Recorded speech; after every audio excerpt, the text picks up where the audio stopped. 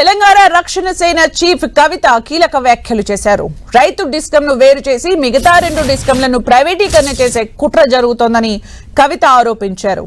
మిగతా 2 డిస్కంలను ప్రైవేటీకరణ చేయబోమని సీఎం చెప్పగలరా అంటూ ఆమె ప్రశ్నించారు.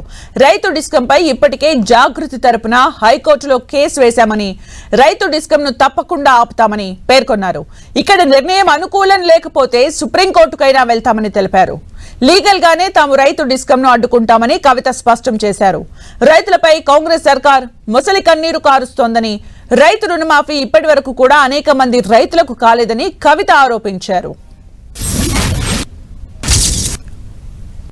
రైతు డిస్కామ్ని సపరేట్ చేసి మిగతా 2 డిస్కామ్లను ప్రైవేట్ చేసేటటువంటి కుట్ర నడుస్తూ ఉంది. ముఖ్యమంత్రి గారు ఏమన్నారు చిట్చాట్లో, నేను రైతులకు 24 గంటలు కరెంట్ ఇవ్వకపోతే ఎన్నికలకు పోనని చెప్తున్నారు, మోటార్లకు మీటర్లు పెడితే ఎన్నికలకు పోనని చెప్తున్నారు. నేను ఛాలెంజ్ చేసి అడుగుతా ఉన్నా ముఖ్యమంత్రి గారిని, మీరు మిగతా 2 డిస్కామ్లు ప్రైవేటైజ్ చేయను, ప్రైవేటైజ్ చేస్తే ఎన్నికలకు పోను అనే మాట చెప్పగలుగుతారా? చెప్పేటటువంటి ఆస్కారం ఉందా?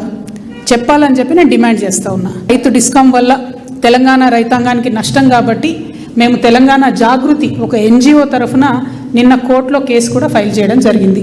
ఖచ్చితంగా లీగల్గా కూడా ఈ రైతు డిస్కామ్ని ఆపేటటువంటి ప్రయత్నం మేము 100% చేస్తాం.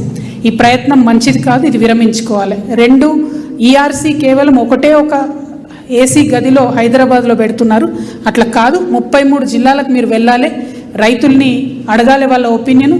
ఎందుకంటే యువర్ కన్జ్యూమర్స్ ఆర్ ఫార్మర్స్. ఏ కేటగిరీ అయితే మీరు పక్కకు తీసి ఒక డిస్కామ్ తయారు చేస్తున్నారో ఆ కన్జ్యూమర్స్ని మీరు అడగకుండా హైదరాబాద్లో ఉన్నటువంటి మేధావులను అడిగి మీరు రైతు డిస్కామ్కి పర్మిషన్ ఇవ్వడం అన్నది ఈఆర్సీ కూడా కరెక్ట్ అయిన విషయం కాదు. ఈఆర్సీ ఒకవేళ పర్మిషన్ ఇచ్చినా we will go up to the Supreme Court to stop this రైతు డిస్కామ్. ఎందుకంటే ఇది ఎట్టి పరిస్థితుల్లో కూడా మనకు ఉపయోగం లేదు.